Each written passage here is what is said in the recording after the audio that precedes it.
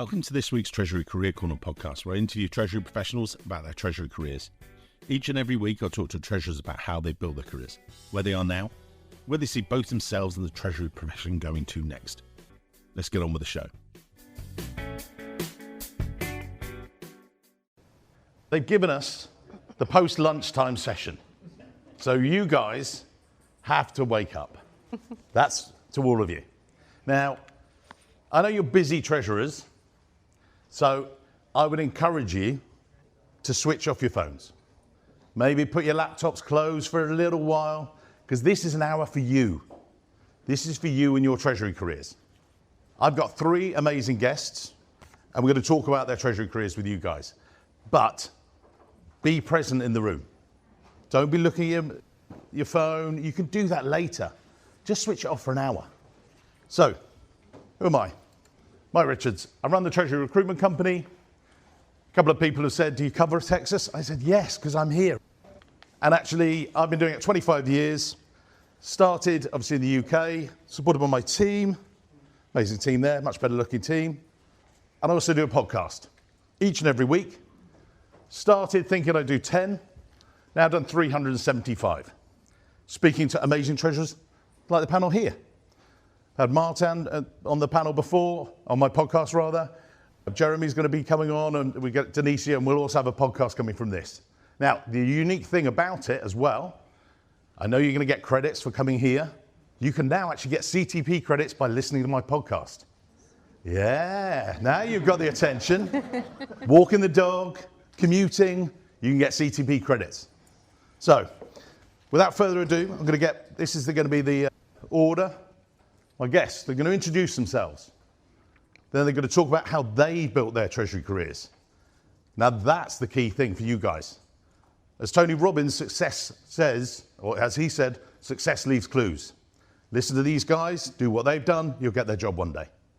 But Denise is not leading a job yet, but maybe one day. Right, and then we'll do some Q&A. So you're going to get to ask some really good questions, because again, when did you last get a chance to do this? Then we'll do some takeaways, some great tips from these guys. Without further ado, Jeremy, over to you. Thank you. First of all, I gotta say, I actually have made it. And when you know in your career, when you've made it, I am sitting with Mike Richards, so I have made it. Exactly. Hey, look here. There's certain people used to say, oh, I make it to Johnny Carson, but then again, I'm looking around the room, I don't know if too many people are gonna catch that analogy. Anyway, these gray hairs are functional. But anyway, I want to say that I'm excited to be here and sharing with you about my interesting career. It has been a heck of a ride in Treasury for me. Quite frankly, no one grows up saying, I want to be a treasurer. No one really says that. But I will say that, as we were just talking about it, I started my career thinking about Treasury when I was a kid. What was your first job? Was your first job in fast food? Any hand? Yeah, there you go. So, yeah, first clothing stores, whatever. Back in the day, my dad wanted me to work at a grocery store. And so the funny part about the grocery store is that back then, boys pushed the carts, girls were the cashiers. And I wanted to be the cashier because I didn't want to sweat. And I wanted to be in charge of money. And then I told my dad I want a job where I can work and then go hang out with my friends without being sweaty and have to take a shower. And you fast forward all these years later, I had that type of job and I'm in charge of money. So it's worked its way full circle. But I will say that just like the majority of you who've been in Treasury, I fell into it. Quite frankly, my first grown-up job was in accounts payable. And then I did some accounts receivable collections. And then I did credit management and risk. And then I did another stint in accounts payable, but this time I'm actually transferring money via wire to other bank accounts. And then someone said, you know what you can do? You should be in Treasury. What's that? Is it accounting? No. And to this day, I still answer that question. Is it accounting? No, it's not. It's much more fun. But I started once upon a time and about 2 decades ago. Yeah, I was going to say a long time ago, but about 2 decades ago was my first job at NATCO. And I'm from Houston, Texas. So therefore, that means oil and gas till you die, basically. And I've grown up in the industry. Each one of my companies was bigger and bigger. So NATCO was swallowed up by Cameron. Cameron, I realized that I needed something in my career, and I left there and I went to direct energy and energy retail. And then after that, I took this chance and listened to one of my mentors, and he said, if you ever get an opportunity to become an expatriate, do so. And so I worked for Saudi Aramco in Saudi Arabia, so Dhahran, Saudi Arabia. Yeah, I had to Google that. I did not know where it was at, but it was an interesting experience. I was there for 5 years, from 2015 until COVID changed things, which I'm sure we'll talk about later. But afterwards, after working for the largest technical revenue generating company in the world, then moved over to Liquide as director of corporate finance and treasury for the Western Hemisphere. And then eventually, I now hold the position of vice president global treasurer at Varel Energy Solutions. And so I've got an opportunity to live from hand to mouth in terms of revenue generating companies, all the way down to living off the fat of the land. And if we sneeze, someone else catches a cold. But it's been a heck of a ride, and I certainly would never change it for anything else. And I'm just excited to share with you this journey, which started with just a kid not wanting to push a cart. Denicia. Yes, hi, Denicia Stewart. I too am in Houston, so I am a product of oil and gas. Similar to Jeremy, Treasury for me started when I was a child. Grew up in Michigan, moved to Houston. We didn't have family in Houston. My mom worked at a bank, so spring break, summers, anytime I wasn't in school, I would be at the bank in the vault watching Oprah or something, whatever was on TV back then. But at that point, back then, they used to allow kids to sit in the vault. So I was around money and things very early on. Worked my way through college. My first real job, I worked for a bank. The bank that I was working at, I had a mentor that she realized that I didn't want to just do retail banking, and so she put me in a rotational program. The department that I finally rotated into was bought out by another bank. It was in the trust and security department. And so I liked what I did, but I wanted to see it from the other side, like from the other seat. So that landed me in a corporate practitioner role. So I started off as a treasury analyst, like most of us did, and just worked my way up. Then I hit a wall. Like I was in that weird gray middle space where I wasn't ready to take the next step, but I was too advanced for the previous step. So I just didn't know what to do. So I moved over to consulting. I actually worked for a vendor and got into technology, learned AI, learned all of the treasury technology. And it was something that was very transferable for me because I went to consulting after that and worked again with technology and worked with different companies, helping them implement technology and best practices. And what I realized is I'm a doer. I don't want to just tell you what to do. I want to actually do it. Like I would be at home thinking, I wonder if their project ended well. Like I wonder if what I told them worked. So I am now back on the corporate practitioner side. I landed a role at a company called Next Decade LNG, again, based in Houston, a greenfield company in the construction phase. So my role actually encompasses pretty much all of my jobs because I'm creating a department from the ground up. I'm implementing best practices. I'm implementing technology. I'm leading a department. That's where I am currently. Over to you, Martin. Thank you. Yeah, when I turned 4 years old and my dad asked me what I wanted to be, I didn't tell him that I was going to be the treasurer, but no, actually it went way different. When I went to college and actually did my 4th year internship, I ended up at a very small local auditing firm, and it was a good thing for me that to get a little bit of feel of what real working life was like, because I had a pretty intense social life and it was time for me to grow up. So I worked there for a number of months and basically my mentor, he was the managing partner of the firm, asked if I wanted to stay. So yeah, I wanted to stay. I like to work, to have some routine in my life here, so I'll stay. He said, yeah, we have a little consulting arm within the firm that does treasury. I said, yeah, that sounds like fun. I didn't have a clue of what he was talking about, but they needed probably a cheap person to do some work for them. So I became, my first job was a junior treasury consultant, and they were actually charging customers for me while I still didn't have a clue of what I was going to do. But anyway, I did that for 3 years and did learn and understand more about treasury, and which was actually coincidental, I think a very good way to get to know the treasury role a little bit, because I saw different types of organizations. You continuously work on projects, and even though you're not, in my view, that useful at that age, you definitely get to learn a lot. Different companies, non-profit institutions, systems implementations, processes, and by understanding processes, I think you understand also, you get to learn the reason behind it better.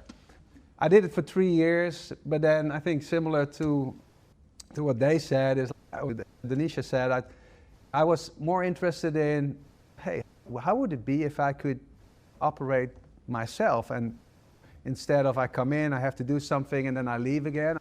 I was fascinated by the money flows and the numbers, and got excited about the treasury function. And a friend of mine was in recruitment. It was not Mike at the time, but it was a local friend. He said, hey, I have this job. You're in treasury, right? So yeah, I have this job at a corporate, it's a privately owned company, and they produce the Mentos candy. And would you be interested? So yeah, I would be interested. I was young and I wanted to explore some other stuff, and it was not too far from where I lived. And so I got there, and with totally different world. It was not from visiting different companies, but one company, get to know the company better. They had FX risk management, which fascinated me, and I had not worked on that before. So it was a complete different experience. Learned a lot. It was a relatively small company. I was basically the right hand of the treasurer, so it was him and me. And so I got to see a lot. So it was not like, hey, you do only cash management. No, I could see the broader spectrum of treasury, so to speak. So did that for a number of years, and yep, same friend asked me, hey, there's another job there, and it's a company called Amgen, a US-based company. They had their kind of international treasury hub in the Netherlands, where I'm from. And yeah, new element to me was, okay, this is a public company. I've worked as a consultant. I've privately owned company, now a public company, and I got the opportunity to manage people, which I didn't have experience with. So I thought that fits. That's a nice next step. That was actually the one job where I basically, after a year, was a great company. They did the things really well. But what I figured out there is, I want to be more impactful. I want to be more valuable, and I feel that I'm too far away from where the decisions are taken. So I came into contact with another company, also in the Netherlands, at headquarters, and they had acquired a lot of different businesses. And what I found interesting there is that the treasury function needed to be built. I accepted a role there, and if I look back at my career, that's where probably the role that has had the most impact, because I started, we had to grow the treasury team. We did that. I was not the treasurer at that time. I was the assistant treasurer. And then the company, after all those acquisitions, came into financial distress. I got to be part of that kind of financial restructuring process, worked with workout bankers instead of commercial bankers, which is a different type, I can tell you. And then ultimately, I landed at the company I work for today, Darling Ingredients, who acquired, let's say, the good performing part of that business, and got a next chapter in my kind of treasury journey, building up a new treasury function for this company, because it was a US-based company with domestic business, and they didn't have any international experience, and they just doubled in size by acquiring the company that I was working for. Now, I have to say, and I don't want to offend anyone here, but it's a US-based company, so here we go again. I didn't like to be that far away and being told what I need to do and that top-down approach, but everything turned out differently ultimately. After 4 years there, I was asked basically to step into the group treasurer role as my boss became the CFO of the company. So that's a little bit the path that I walked. And each of you has touched on the fact you're accidental treasurers. You've not planned this, you've not thought you're a cashier, you're like thinking actually treasury. What do you think treasurers or the treasury profession should do to maybe not be accidental treasurers, to make it, to elevate the profile of treasury, if you like? Let's see. That one thing we don't do, we as treasurers, we as treasury professionals in general, we don't advertise very well. Our marketing budget is pretty low for some strange reason. Accountants live and breathe. You can get, they're more than ramen noodles. You can get 10 for 8 cents.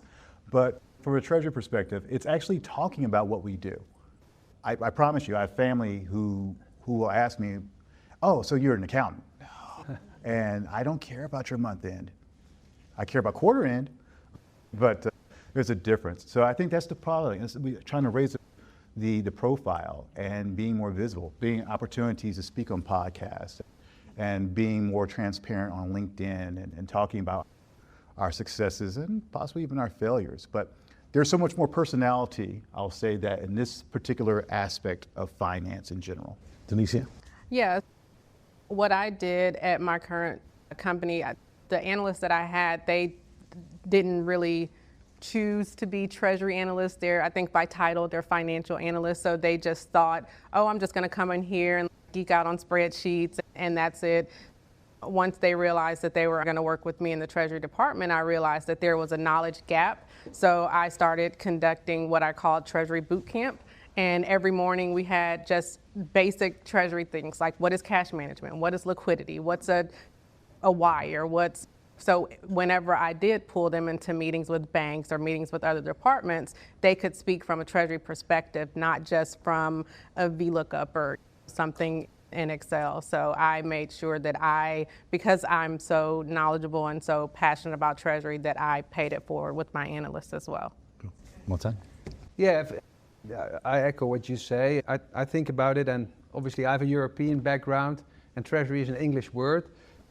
But if you go back to, where everybody knows what accounting is, and when you get to college, it's a particular subject you can choose. And with Treasury, I feel that's not the case. So it's really before you start working life where it's unknown. Yeah. So what can you do about it? Maybe promote it more as a Treasury profession with colleges, as a regular subject during college.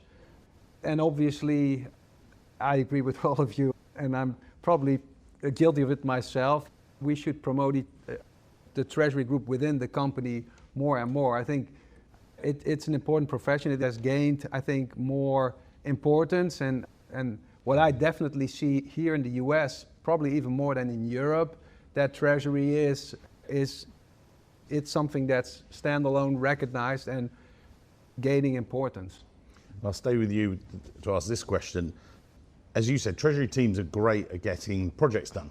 Yeah. But at the same time, I think Treasury is guilty of not shouting about the wins, the successes. Yeah. Jeremy, you talked on that, but how do you do it with your CFO, or how would you suggest also for the audience they should do it? I'll give you an example about it, and this is where, when Darling acquired Vion, I moved with Vion, and I had to build kind of a treasury group for the international organization outside of the US. And there was, with the local management team, there was a little bit, there was resistance or reluctance against corporate. And we can convince the management team of the international organization about what Treasury was going to do. I had to educate them. I had to explain and make it quantitative and in euro terms, not dollar terms, because they were thinking euro still, what it would mean, what kind of centralizing cash management would mean without, and I have to say that, it was a very decentralized organization from a business management perspective. So how can you centralize things? Because that's where we pick up the economies of scale as a treasurer and be valuable for the company. I literally got the question, listen, what are you going to make for us? And that's the first time it's relatively easy to sell yourself because you're, well, I'm going to consolidate all this cash, and instead of having it at 100 different bank accounts, now I have it in one bank account, and I'm going to save you so much interest, and I'm going to save so much points on the FX volume that we transact, and so forth. But that forced me to really educate people, not only finance people at that point in time, and make them part of the world. The CFO generally understands, at least in my experience, what Treasury is doing. And yeah, like I said, I think keep them in your world. Introduce them also not to yourself. Don't filter all the information that you have yourself, but introduce them to your team and let your team members also talk to the CFO and give them exposure. Typically, Treasury professionals are pretty passionate about Treasury, and it makes them feel good. Denicia? Yeah, one of the things that we did, or that I do, is I use the little notepad on my desktop. And so whenever I do something like daily, weekly, monthly, whatever, I make sure to put it in the notes so that we're not looking at the end of the year trying to figure out, like, what did we do? How much money did we get in interest income? And one of the biggest wins that we had for 2024, again, since everything was brand new when I came, the bank accounts, the ones that are not covered by any credit agreements, the operational bank accounts were opened by accounting people. So they had no interest, they didn't ZBA, like they were just there. They just existed. So we had one account that was just sitting with $125 million, just every day earning zero interest. So I know, it's very painful. I'm glad you guys felt it. Yeah. No one else in the company knew what I was talking about. So I opened up a money market account, and for the 2024 year, I got $1.6 million in interest income. And I explained to the CFO, I started doing a monthly treasury report. And I did the key takeaways, like these were our wins. Like we went from a cost center to a profit center. We saved this amount on bank fees. We made this amount on interest income. We diversified this, and whatever it was that we did, I put it in a monthly report so that they could see that we're actually working and doing things, not just sitting there being pretty. No pressure, Jeremy. No pressure. Over to you. No pressure whatsoever. I echo those sentiments of my colleagues here. The reality is that, yeah, you do have to educate the entire enterprise about what you do. And sometimes it does feel like you are tooting your own horn, and it's an uncomfortable feeling, but as I've gotten a little longer in the tooth, I recognize you do have to start speaking up and let them know about these particular successes. And I think one thing that I'll say that they did not say, because I agree totally, I've done those things as well, but you have to be able to work with your colleagues and let them know, hey, let me help save you in the business perspective. Do you know that when you ask for a letter of credit, this is basically, if I charge it back to the cost of it, that goes against your margin. So if you don't ask me for LC, or we're able to work off a parent guarantee or something that doesn't cost the money, I'm actually helping you. And so as you start to put your financial literacy inside the operations group, they start to value you more, and it's a trickle effect. It starts trickling down. And I would say it's always best is that in this profession to find a great CFO to partner with, because there is nothing worse than having a CFO that has absolutely no respect for what Treasury does. Now, thankfully, I've been fortunate to work with some great ones, but I know friends who've had the alternative. So that's exactly it.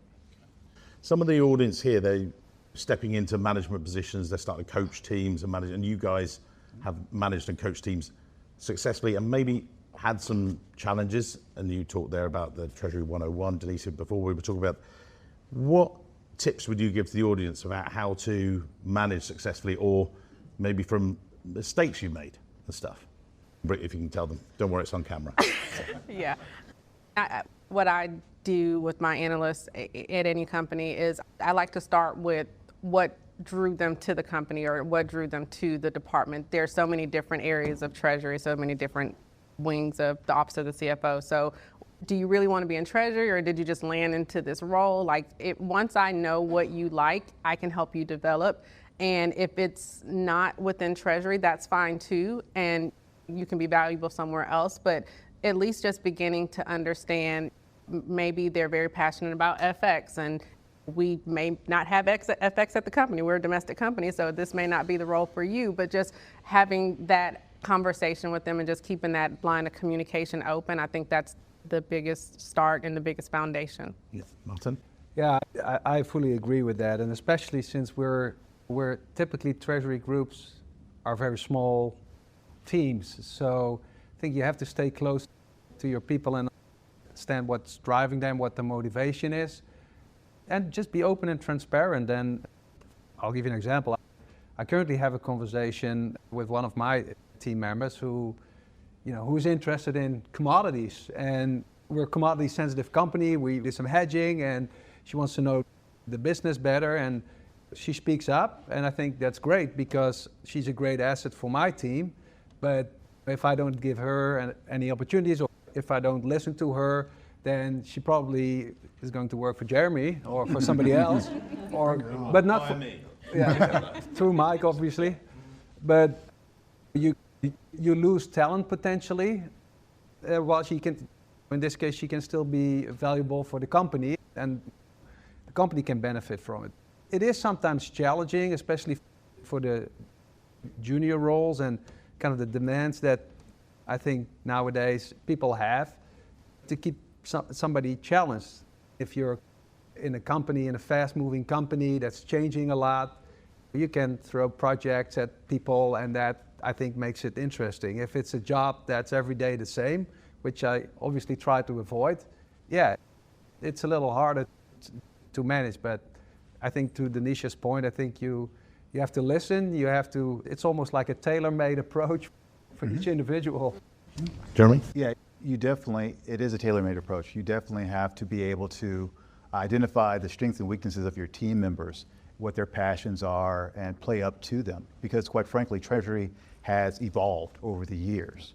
And I would say also one thing is that as I've gotten older, now I'm one of the older guys in the room, which just doesn't seem quite right. But with that said, I do remember myself being at that young stage, and you cannot lose touch with the textures and tensions of the time. When I went to Aramco, someone asked me, hey, you were at this company for 5 years, you were at this company for 3 years. Why were you job hopping? I was like, what's that job hopping? That was pretty darn good. But that's the context, is that now it's people, it's instant society. So therefore, what you want to do is what Martin says. You want to actually pay attention to your staff, because from a financial cost, it is, and also from a legacy knowledge aspect of it, it is painful to replace. And there's so many treasury analyst jobs out there because no one knows what it is. So you want to make sure you keep good talent and you're able to recycle them. If nothing else, keep them in the building, in other areas, and they'll be your proponent, and then they very well may come back. The world of work has changed radically over the past 5 years. Pre-COVID, hybrid was just a car. Then Sunday came along and shutters came down, that was it. Everyone closed, everyone working. Then we've come out of it, and different companies are handling the return to work, and it's brought this. I know that Martin, you and I have been through this when I've recruited for him and the team. That was a challenge. Actually, I'll start with you on that as well. Talk us through COVID and the evolution of the company. Obviously I know it, but for these guys. Yeah, so our company, starting with COVID, was deemed to be an essential service. We were collecting food waste, so we had to continue to do that. And our company has always been a traditional industry that we're in, but there's always been this work from the office culture, mentality, and basically also expectation from the top. Obviously with COVID that changed a little bit, or that changed a lot, but once kind of doors were open again, our company pretty quickly wanted to go back to be fully working from the office. That was, I wouldn't say that was challenging for the people who were working and were part of that culture, but for attracting new people, which I had to do, what was it, 3 years ago, it became a challenge. And so I guess I have created a formal policy and an informal policy, and that's accepted within the company. Now, from my personal beliefs, I do think that I don't like the work from home all the time, the fully work from home concept. I think in order to build something as a team and in order to have culture, and I learned a little bit during lunch as well, you have to connect with your direct colleagues. If you want to get things done, if you want to build something together, I believe you have to do something together. But having said that, I also believe in flexibility, and I also believe in if you give your team flexibility, responsibility, you'll get it back. And what that means is that if you work a day or maybe two from home because your husband also works and you bring your kid to school and then you avoid a 45-minute commute once or twice per week, that helps and that makes you happy and that saves you time. Yeah, I believe in that. That can be a good thing. I personally have commuted for 10 years, a single commute, an hour and a half, and I never thought about it that it took so much time, my personal time from me, while my kids were growing up. Now I don't have it anymore, and I realized, whew, this is saving me like 2 hours a day, just travel time. And that's just one reason, so to speak, but yeah, it's there and it's probably not going away. It's changed a little bit after COVID. Everybody wanted to work from home. Then some companies said everybody be back, and I think there is a middle ground that works. Denise?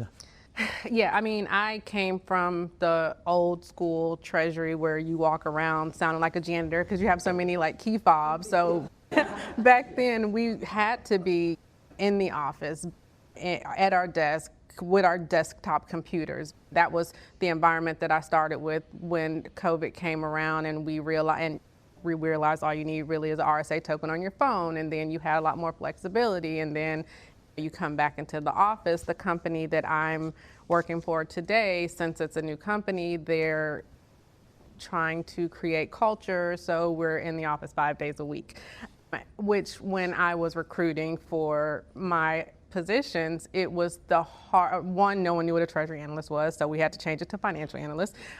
And then we're 5 days in the office and had to have that conversation during the interviewing process. And I have flexibility because I came in, I was 5 days fully remote before I started here. That's just going to be too much of a mind-blown situation for me to be 5 days in the office. So I need some sort of flexibility from time to time.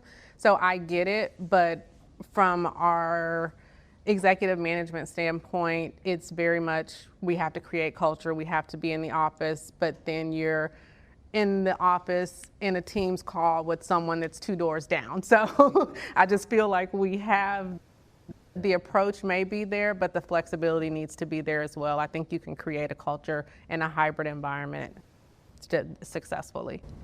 Jeremy? My COVID story is actually a little interesting. As a matter of fact, I was home for spring break. I was still at the time working in Saudi Arabia, and so I came home for spring break on March 3rd, 2020, and 2 days before I got ready to fly out, the world stopped. And such, in essence, Saudi Arabia, I was part of the COVID casualty, if you will. But when I was in the market looking for jobs, and I was talking to Mike, we started understanding about all these remote jobs, and so it took a little bit longer. And there were a couple of, when things started to clear up, I was fortunate enough to land at Air Liquide, where it was a 3 days in the office. And the commute wasn't that bad anyway. It's like a 15, 20-minute commute, so it didn't bother me whatsoever. But then as other jobs approached and they were like, we're going back 5 days a week, it was like, ew, you can keep that. No.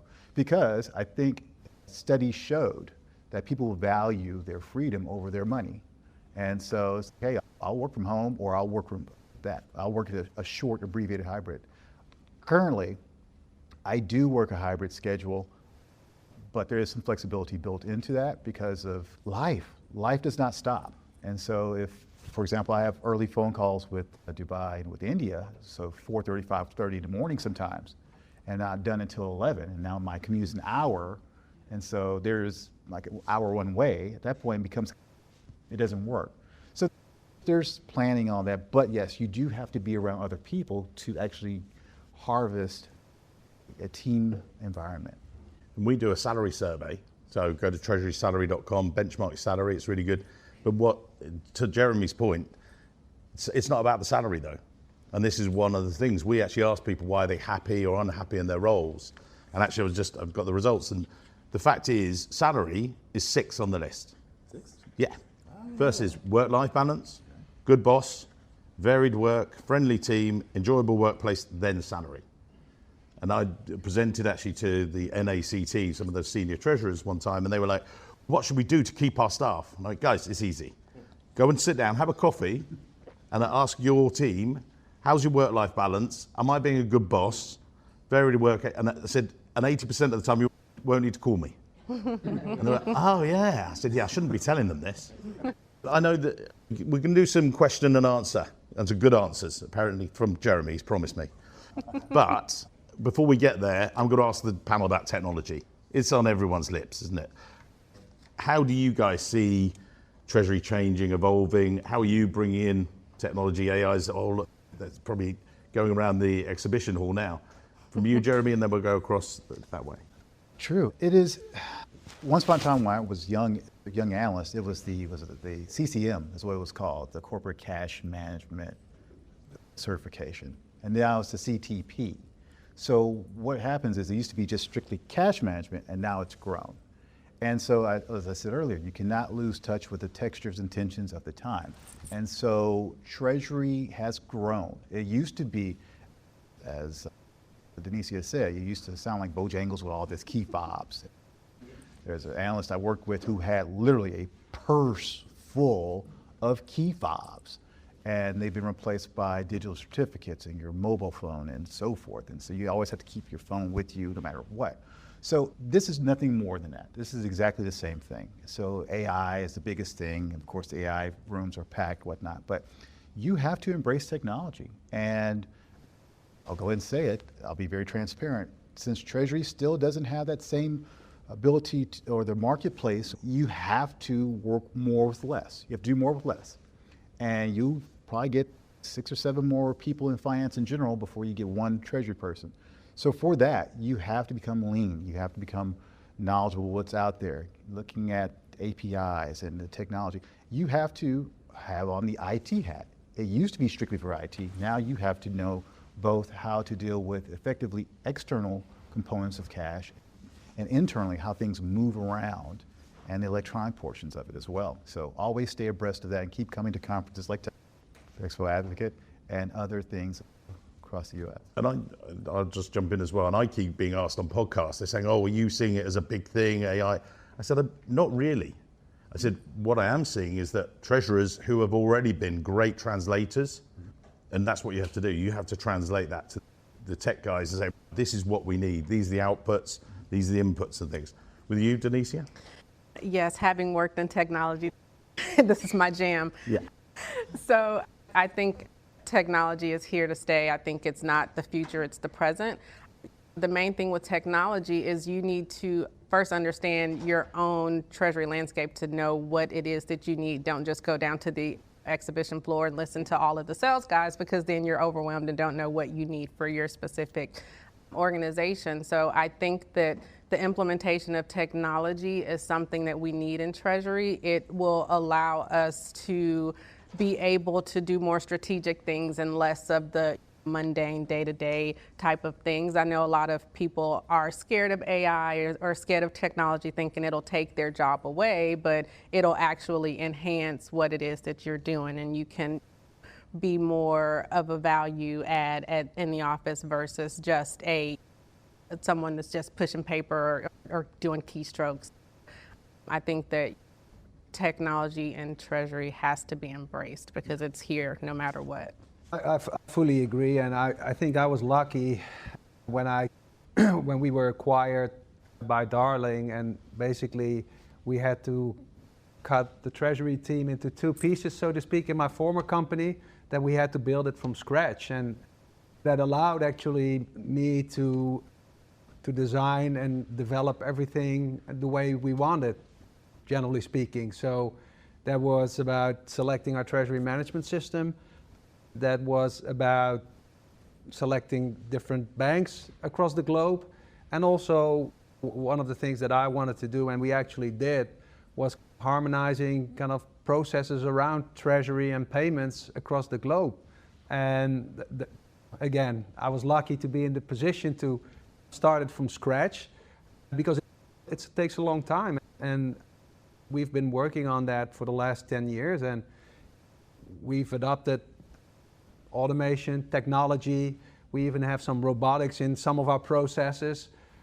And besides the fact that you have to do it as a treasury to be efficient and to not have a battery of people working for you with spreadsheets and with documents and so forth, it's also fun for your people. So your team is going to like to work on projects, and the right people want to drive the change. They don't want to do every day the same. They want to make a difference. And I think that's the fun part of doing these type of projects, not only thinking about it more strategically, automate processes, use AI. We don't do a lot of AI at this point in time, but also make your team members valuable in running those projects, because AI can still not run those projects and make those changes by itself. I want to give you as an audience a chance to quiz these guys and do make the opportunity, because you don't normally get this chance. But just before we do, we'll start with you, Martin. If you were to give an earlier version of yourself as you were developing, any advice, what would it be that helps the audience out here today? What advice would you give? So I'll say this. In my experience, a couple of things actually. So one is be practical.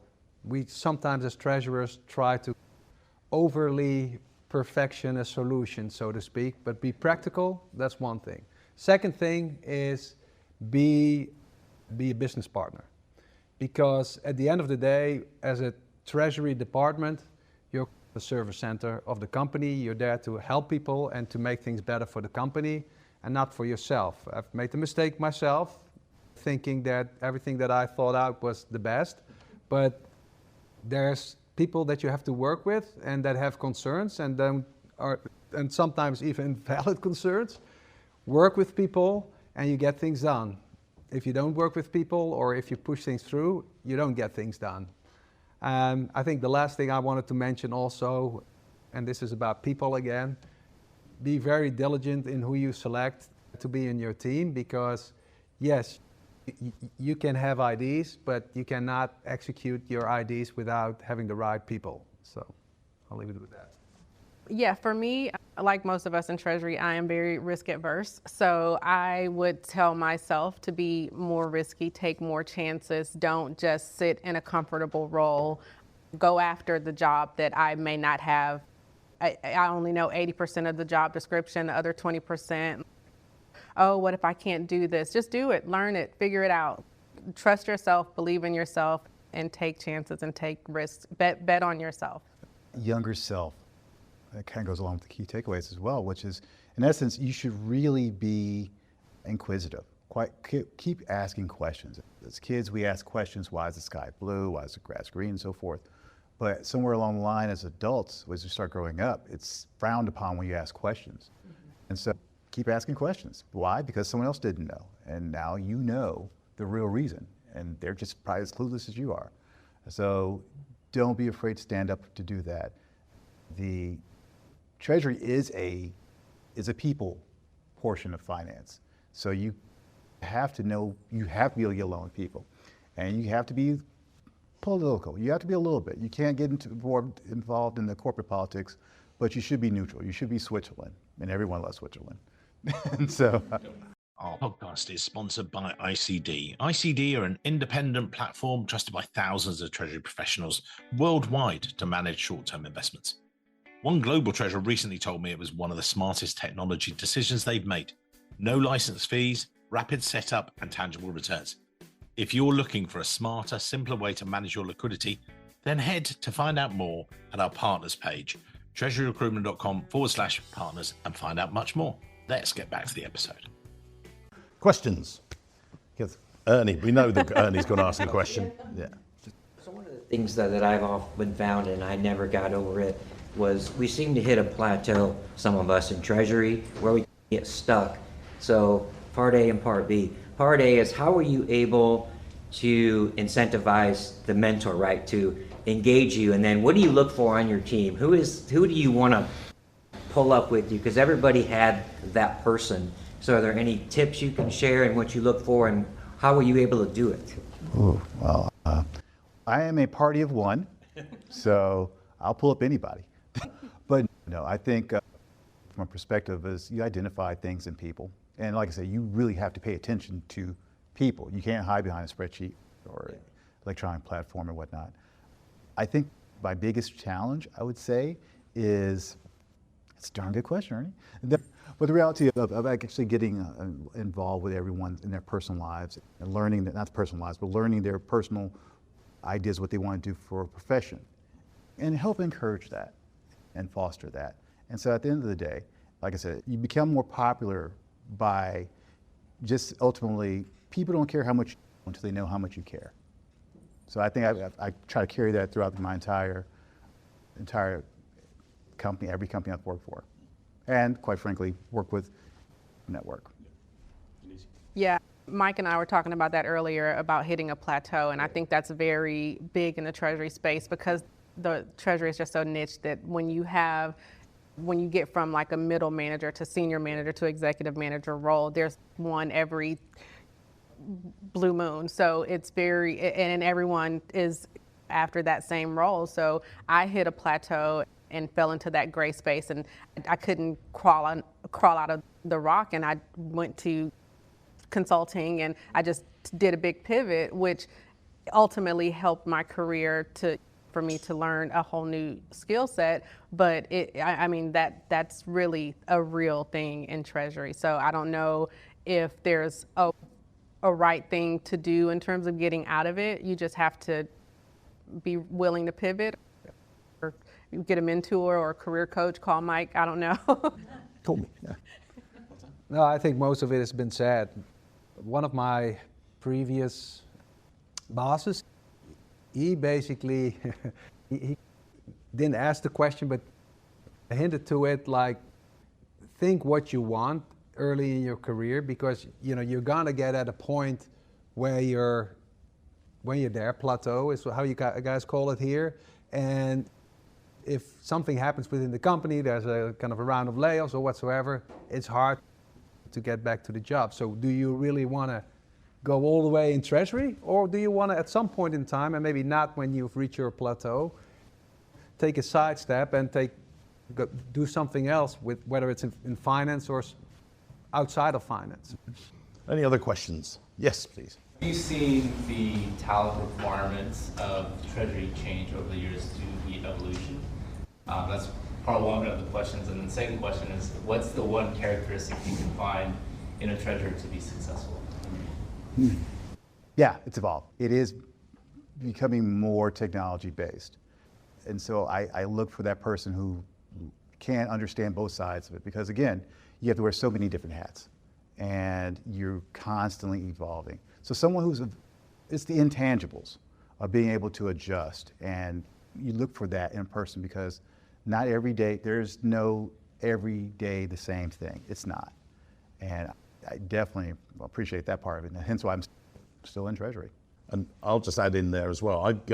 I'm increasingly being asked, I want someone with data. I want this. I went, so does everyone. Good luck. I'm like, oh. I said, but again, as to Denise's point, it's not about the data. It's about how you use it. How do you translate it? How do you talk to your tech guys? But I think you as treasurers have always done this anyway. Yeah. But it's when I'm then coaching clients, they're like, this is what we need. This, I said, you're perfect. Mm-hmm. We're in an imperfect world. Mm-hmm. You're not getting that. Yeah. What are your nice to haves and what are your must haves? Mm-hmm. And that's quite a different thing. Yeah. Yeah. Yeah. I think it's the soft skills, right? I think, but to Jeremy's point, Treasury is a people type of a role in finance. So when I'm looking at who I'm going to bring on my team, I want to bring someone who's trustworthy, someone who can multitask and wear the hats. Like the actual work, or I can teach that. It's trainable. If you seem to be trainable and I can train you, that's great. But it's more of the soft skills that I think is the core foundation for a treasury person to be successful. Yeah, I would add to that, thinking in solutions, not in problems.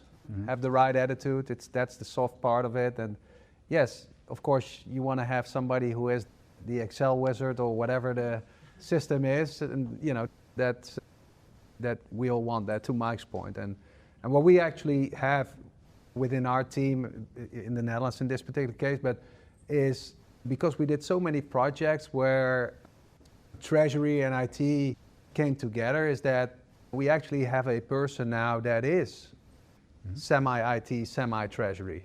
So that role is really for the business to approach this person, and not either IT or treasury, but the person that can cover both sides of it. So we've got some good takeaways. So Jeremy, if we go to yours first of all, there you go. Yeah. Be inquisitive. Like I said, we touched on that earlier. Ask questions. Ask. Even at the high levels, ask, why do we do this? Why are we attached to this? So why do we hold to some of these things that may have been truths back in the day, but things have changed? So always be inquisitive. Like I said, be popular. Be popular and political. You have to play both sides of the aisle. And quite frankly, you have to understand everyone's constraints. I'll put it that way. So it's not political, but understand the constraints. The business can't give me this report till Tuesday. I really need it by Monday. How do I fix their problem? And if you fix people's problems, then you become an ally, and people come to you easier because they know that you're there to help and you're not there to make their life difficult. I put down, I think, be the painter. And so what happens is, I've said this before, that numbers don't lie, but they don't tell the whole truth. And so you have to paint the picture for what you want Treasury to look like at your company, and you have to paint the picture of what you're doing. Because quite frankly, I think in a company, people have a tendency to focus only on their little box. But if you're able to put together the whole picture and paint the whole picture and see where they play that part, then it's, aha, since you helped me earlier with my problem, how can I help you? I know you have a cash forecast and you're depending on my information. How can I help you? Ooh, can you give me feedback on how I'm helping you? That's how you become a great partner. Now this very last one is near and dear to me, and that's part of my personal thing, which is be your own person. Because quite frankly, are there any identical twins in here? No? No? So you're telling me that you're the only one of you, right? So you are the beginning and the ending of the phenomenon called you. Be you. Because the first part of our careers, we're too busy trying to emulate other people. And they don't have it all together either. And so you can do it. There are principles, but still be able to operate in your own style, your own fashion, your own sense. Be who you really are and still get the job done. Stand out while blending in at the same time. Denicia. Yeah, I know we've hit on some of these earlier, but one of the main things for me is having a good mentor. In every role that I've had, I've consulted with my mentor. I know my first treasury role at CGG Veritas, I had a mentor who I still talk to today for career advice and help, and she's mentored me. I have new mentors. Just as I grow, my mentorship grows as well. So just making sure you have that solid person that could help you and mentor you into what you aspire to be. The other one I have is to be brave and embrace the unknown, which we talked about, just going out, leaping into the unknown and taking on roles that you may think that you're not qualified for. You just never know what they're actually looking for in the position. In terms of rejection, looking at positions that you don't get, any doors that are closed, it's not necessarily that you weren't good enough. It just wasn't your job. That wasn't for you. There's something that's a better aligned for you and you're better aligned for them. And so you just have to look at that in a way of redirection instead of rejection, because that's, with us not having that many positions that come across, it's hard to constantly get rejected or get so close and then you were the final two and then you didn't get it, and that kind of plays on you. But you have to just look at it in a different way. And also just invest in yourself and continue your education and learning, whether it's CTP, CFA, MBA, whatever it is. But you have to find a way to make yourself more marketable than the person, to your left and to your right, because we all have the same skills essentially. So what makes you stand out versus the other candidates that are in the same position? Well done. Yeah, I think I probably half of one of your previous questions already gave half of the answers, but I think, what is good, especially in your early years of your career, I would say try something else, try different things, find out what you like in terms of job content, in terms of organization, find out what fits you, where you're happy to do your job, so to speak. I think as you come out of school, we all have our own ideologic view of how it's going to be, and sometimes it's just not that way. And so try something else and figure it out. I think in the beginning of your career, you can afford yourself to do that. Don't become a job hopper though, because I don't think that I would like to see in your first 5 years, 5 different jobs. But I think that's important, and don't try to be 100% perfect is what I wrote there, I see. But I think what's really important, once you are within a company, work on relationships, work within your team, work outside of your team. That's really the key for me to be successful. In the beginning, you may not see it that way, but it is about the example that Jeremy gave. I give you something, or I solve your problem, now I get something back. That's just how it works. And the more you do that, the more reliable you become, and you actually don't have to give something anymore, you get it. So I'll leave it with that, Mike. My ones. So build these connections. When you did this, I did our session in Houston the other day. Really good. Jeremy came along. And I gave a challenge to one of the guys in the room there. You've made an effort to come here. It's easy for you to just go out there, get down on your phone. Why don't you introduce yourself to one of the people that you walk out of here and make one connection? The challenge I gave them that evening was to make 3 connections. He came up to me afterwards, he went, "I've got 6. I was like, what did you say? He said, yeah, no, I've got 6. I was like, great, fantastic. And then he got 7. And that was the benefit to him. He'd actually doubled his network, it seemed, in Houston that night. Own your value. We talked a little bit with this in the panel. We've got Emma Haywood coming up on the podcast in a couple of weeks' time. She sends herself an email each week with what she achieved. She just keeps it. So when the CFO just drops by her desk, what have you guys done this week? Oh, hang on. Boom, boom, boom. This is what we've done this week, this quarter, this month. She's got it there to hand. Track your achievements and pay it forward. Now, paying it forward, it's about you putting your hand up. I put my hand up, came all the way here from London to meet you guys. And that's what you can do. So volunteer. These guys, HTMA and all the TEXPO guys, put your hand up. Get on a panel for next year. Yep. Now, put your hands together for this amazing panel. Go. Grant's time. There you go. Right on. Go. That's it. And now you go to your next session. Thank you very much. Go. All right. Today's episode of the Treasury Career Corner was brought to you with the support of our partners ICD. If you're looking for a smarter way to manage your short-term investments, ICD's independent portal gives you access to a full range of investment products, integrated analytics, and a simple centralized platform built specifically for Treasury. If you head over to treasuryrecruitment.com/partners, you can learn more. And we'll be able to connect you with the right person at ICD for both you and your business. Many thanks for listening to the show, and thanks for your continued support.